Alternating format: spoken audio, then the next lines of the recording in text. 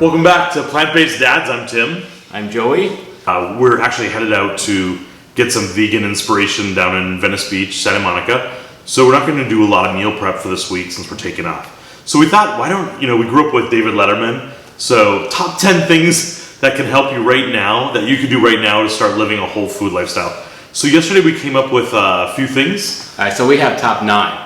Top 9? Yeah, 10. I was going to add another one to make it 10. Okay, well, you can ad-lib one as we go along. All right. So what's the first thing that we Okay. So we're talking about top 10 things you can do, or top 9 things you can do right now to start changing over to a whole food, we're going to say plant-based, but a whole food, unprocessed lifestyle, whether you're eating plant-based or not. All right, so Joey says 9, but I'm saying 10. So the first one is love yourself.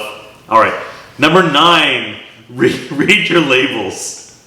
On your prepackaged food especially, we can guarantee that there is oil in everything, from eating protein mix, burrito shells, frozen cauliflower pressed pizza, which you think would be healthy, right? Yeah, so that's the thing with that, like cauliflower pizza. Everyone knows cauliflower pizza crust, right? Like the grocery store literally has like 4 or 5 refrigerators of non-pizza crust pizza, right? Cauliflower and all that. When you look at it, they're made with oil. They've all got oil in them. Yeah. Right? That's not a whole food. So you're Right. better off just eating the pizza. Right. And so when we're talking about this whole food lifestyle, that eliminates all modified food or cornstarch or syrup. So going this direction takes care of all that. Anyway, try to buy items as few ingredients as possible. Yeah, you don't want oil in anything unless for some reason you're getting it, but you don't want it accidentally in anything. Even the protein mix we sometimes use here that we get from Costco, the Orgain superfoods. When you look down, it's got organic chia seed, organic whatever, and then you get to the middle and it's like sunflower oil, right? Organic sunflower oil. Why is there sunflower oil, whatever oil it is, why is that oil in my protein mix, right? Yeah. It doesn't make any sense. Oil is so not nutrient dense, but it's like fat dense, right? Calorically dense. Yes. And then it's already simplified, broken down, and it's absorbed so quick. So it's better to eat avocado and getting the fat that way than having oil. Than having the avocado oil, right? Exactly. Yeah. Same thing with the olive oil. You're better off just eating the olives than eating the olive oil, right? Yes. It doesn't really matter what kind of oil it is. All right, so that's number 9. Number 10 was love yourself. Yeah. Number 9, that's number 9. No, number 8. All right. Okay, just accept this. You will fall, but get right back up. You don't have to be in an all or nothing life when you try to get your health on track. Feel defeated, like that sort of thing. So the thing with that is people are like, oh, well, I've just eaten a bunch of cottage cheese and on a bagel with an egg. Oh, it's over now. I might as well just have something else that's bad. No. All right, you made one mistake. It happens. Brush it off. Have a big glass of water, wash it through, and get right back on track. Have your beans and rice for dinner. And Joey, you've lived this more than anyone. I think you learned this in Weight Watchers, that you just get back on track. And then you figure out, look back, what led you to that meal, or eliminate the temptations that caused that issue, or, hey, meal prep will be a little different next week. I'm going to make sure I have my own bottle of water, if that was your issue, whatever it is. So. Yeah, so you just brush yourself off, get back on track. Even bodybuilders who eat perfect all the time, they fall down, they get right back up, and they do it the next day. So don't beat yourself up, move on. All right? Number 7. All right, surround yourself with support. And yes. That sounds odd, but it just, it really does help. So you've got so much available now too with social media, right? There's Facebook groups designed to support whole food eating. You'll find others on the same journey as you. They'll share meals or ideas or different restaurants to go to and inspire to cook more yourself, I think. Yeah, so here's a news flash. You can't do this yourself. You need to be surrounded by other people who are like-minded. Just here in Phoenix on Facebook, there's like 3 or 4 groups in the local area, all vegans or plant-based people or whatever, who are constantly sharing recipes and all that stuff that I look at and go, wow, I had no idea. I have all that stuff in the closet, and it inspires me, right? Yeah. And definitely whenever you're in a community of any kind, you're going to see things you don't like or negativity, but you just have to look. No, you just have to constantly. You constantly have to look at just like, hey, what am I getting from this? Or you'll identify those people who. You could spend your life arguing with people, right. or you can just ignore those and look for the content you're really looking for. Exactly. So that's another whole issue altogether. But yes, you surround yourself with people who are on the same journey you are. Absolutely. It's much easier. That's why people go to meetings and Weight Watchers and all that, because they can hear other people talk that are on the same journey with them, right? Yeah. All right, I like this next one. Number 6. Start using a free nutrition tracking program like Cronometer to track your food every day. So I think when we first started, there were these videos that talked, and this just seemed really radical, this where you're getting your protein from. And once you learn that you don't need that much, it's still sort of like, what really am I eating all in a day? And there the Cronometer breaks down all your trace minerals, vitamins. So all of a sudden at the end of the day you can say, okay, I need to up maybe some sesame seeds in my salad for calcium, but if it seems scary to you, use the Cronometer to get the full, like, here's what I ate in a week or a couple days. Yeah. Just to begin to trust it a little bit more. Nutrition tracking is very important as a vegan or vegetarian, plant-based eater or whatever. Actually, I think it's important no matter what. But one of my other videos, we'll put a link up here on the top, what I eat in a day. I use that program and I put in everything I ate for the day, and it tells you, where your protein came from, where your calcium came from, where your vitamin D came from, all that stuff. And then you can look at that and go, oh, I'm hitting everything, but I'm kind of low on, selenium or something. And then you can be like, all right, well, tomorrow I'm going to start popping, 2 Brazil nuts, or whatever. Brazil nuts, and I'll just start having Brazil nuts once a day, right? It really shows you where you need to step up calcium or zinc or iodine, right? So Cronometer, there's a bunch of them out there. They all kind of do the same thing, but I'll put a link to Cronometer in the description below. Yeah, and again, sometimes we start second guessing ourselves, like, am I really getting enough from this cauliflower and stuff, or beans and rice? Is that really enough? Or nutrition tracking, that's where it's at. So or the Three Sisters, is that enough? Okay.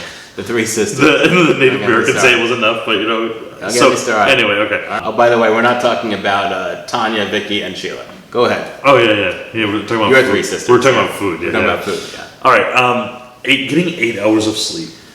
I mean, you can't stress this enough, right? You have to get to bed and get 8 hours of sleep, right? If you have to, a lot of times, it's been a rough few months for me, but I feel like I'm back on track now. I'm getting up early, right, to go running, and I'm making sure I don't take any naps during the day, and then by 9:30 I'm ready for bed, right? So if you don't get that sleep, your body's not going to heal. Your body's not going to grow in any type of orderly fashion, and you're going to be lacking in so many other places, right? Yeah. Okay. Number 4, drink more water. For us, like this bottle, we have. Hey, what are you holding there? So we have. We got your Berkey water. So just having this water in the refrigerator and it's cold, I prefer it over anything else. I do too. We don't have soda or anything else in our house. That's one of the other things we'll talk about. But we just have cold water ready to go. Yes. Even our 12-year-old. Yeah, he has his own little bottles, but still is drinking much more water. Yeah, he's no longer on Sprite or juice boxes or anything because it's clean tasting and it's cold. It's just you should be like peeing all day clean, right? Try and stop by 7 o'clock. Otherwise, I'm getting up in the middle of the night to pee, and I don't want to do that. So drink more water. Number 3, we talked earlier about stop using oil. One of the biggest things that we had to just take control of was salad dressings.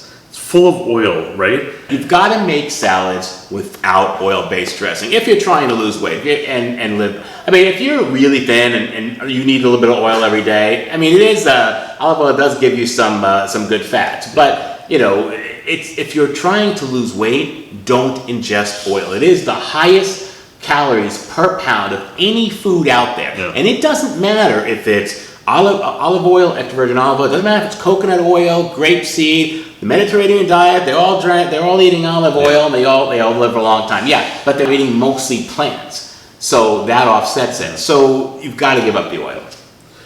All right, number 2, our next thing, starting out, right? And there's some people at work that are pretty excited, But again, I told Melissa, try doing this stuff, maybe not 100% right away, but like no meat Mondays or something. Yeah, baby steps. Baby steps. Yeah. Or you think it's just hard in the week, you're going to do meal prep for just the week, and the weekends you're going out to eat, or vice versa.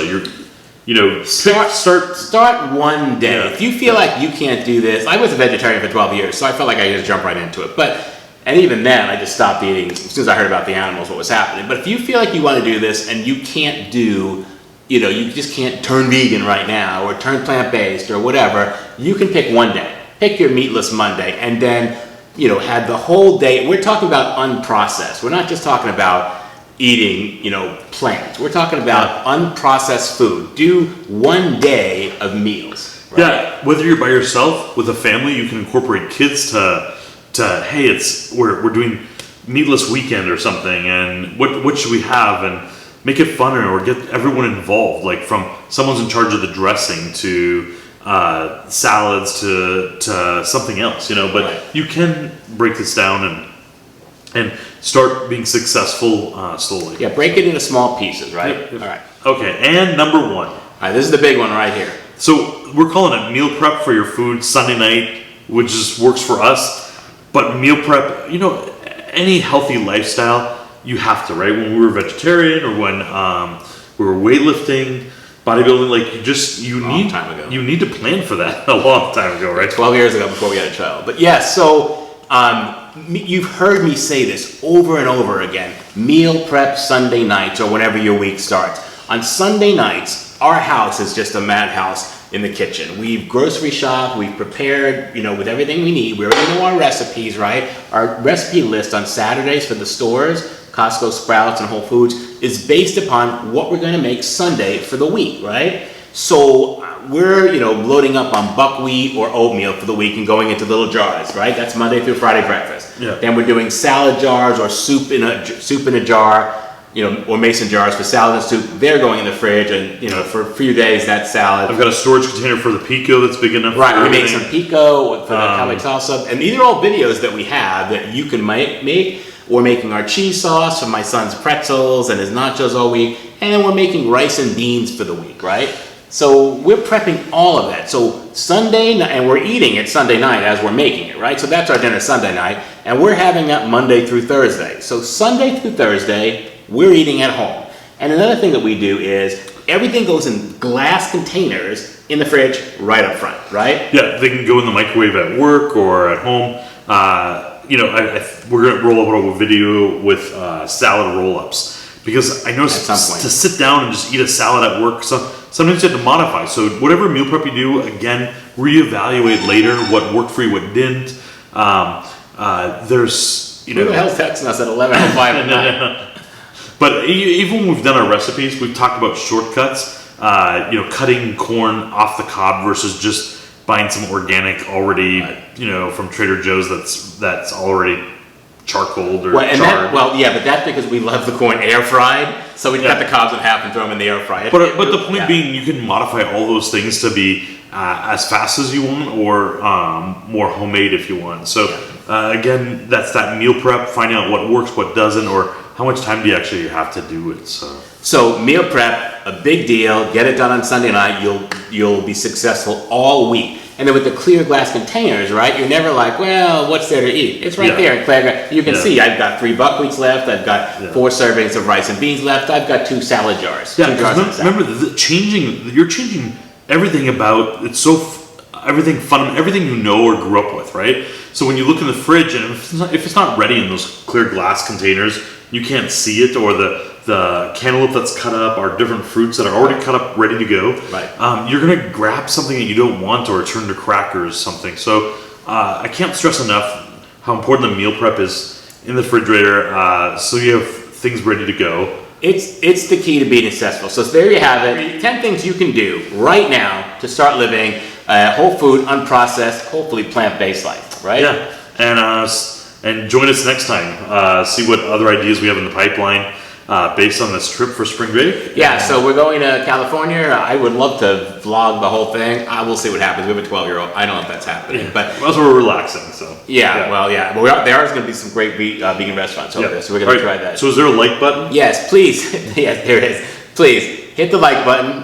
Go ahead and subscribe if you haven't, so you can keep up to date with our content. Hit the little bell, and you'll get notified every time we have a new video. And please leave a comment. We would love to hear from you. Tell us what you're if you're food prepping, what you're prepping, what your most recent meals are that you like to make. Anything else? Yeah, share. I know that you were pretty responsive to all those comments. Oh yeah, always. So if there's questions that come up, like what are you struggling with, maybe other people can pipe in, or ourselves as well. So yeah, and the people who are following you around at work saying, Tim, what's going on? Leave a comment. We'd love to hear from you. Take care, guys. Bye. See you next time. Bye bye.